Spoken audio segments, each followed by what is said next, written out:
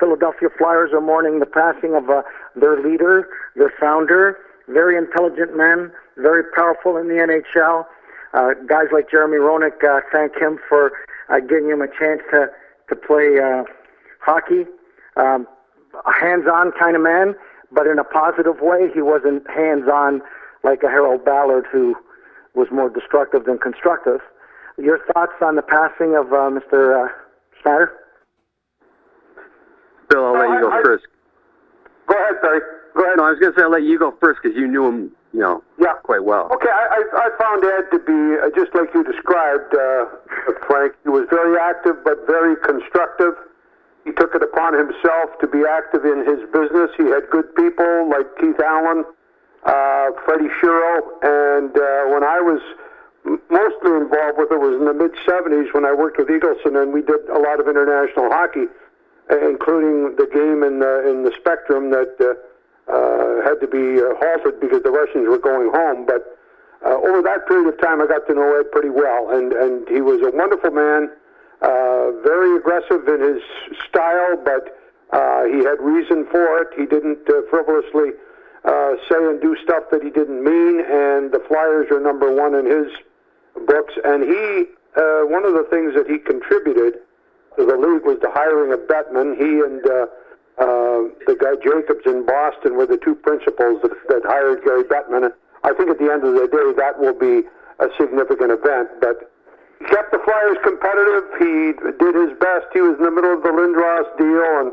the one story I recall, only take a minute, I was negotiating Brian Propp's contract in the 1979 draft. He was a first-round pick, I think about 12th or 15th overall. And I was having trouble getting what I wanted. At that time, it wasn't much. And we were about 20,000 apart. And I was talking to Keith Allen, and Keith said, I can't give you any more. And all of a sudden, you heard Ed Snider, who's that on the phone? And Keith said, it's Bill. He said, let me talk to him. So anyway, he gets on the phone. He said, what's wrong, Bill? You and Keith can't make a deal. I said, well, I need 20,000, and Keith won't give it to me. What can I tell you? He said, I'll give it to you. Have we got a deal? I said, yeah, we got a deal. Okay, Keith, make up the deal. But that's the way he was. I didn't feel that he'd undermined Keith Allen. I just felt that he had his finger on everything that was going on. He knew the limitations just like Keith did, and he did something about it. And so for a thing that might have carried on for another 4 or 5 days until I was happy and Keith was happy, he made us both happy by making the deal.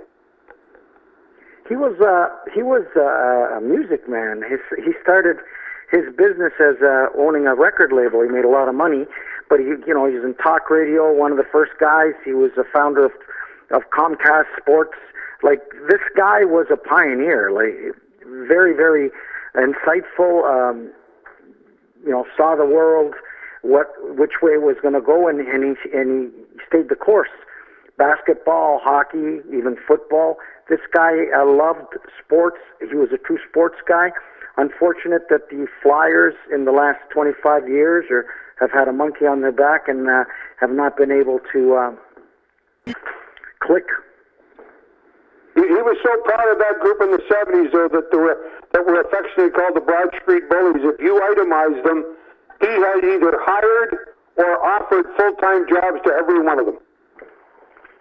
And that's the kind of guy he was. He looked after that team like no other owner ever looked after an athletic team, whether it won the cup or whether it didn't.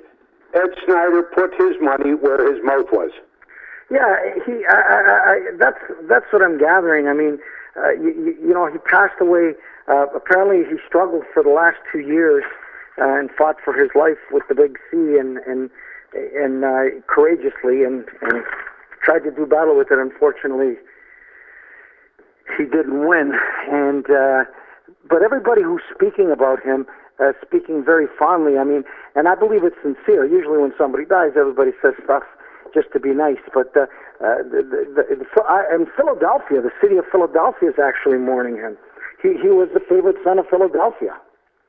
I never met Ed Snider personally, but I read an awful lot about him, and I can recall, if I'm not mistaken, Bill, you can correct me if I'm wrong, when it was for the 2014 Olympics or something like that, didn't Claude Giroux get hurt or something to that effect, which is, he said, that's why we shouldn't be in the Olympics. And when you talk about the people in the NHL, the owners, he was one of the more vocal owners, very, very passionate, certainly about the Flyers. And if you want to talk about the Broad Street Bully, he almost appeared to me at times in the way he was talking that he was a bully of an owner. Like, he stood his ground no matter what was being said. He was very, very, he was vocal, am I correct? Oh, yeah. Oh, no.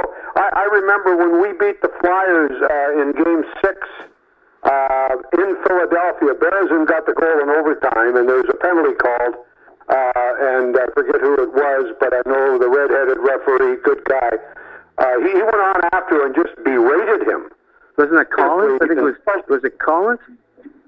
No, it was, Sugar, I should know his name. He was a good official, ended up being the head of officials, but Ed Snider got fined a lot for what he said, but you always felt that after he said it, he wasn't saying it for effect. He genuinely meant it.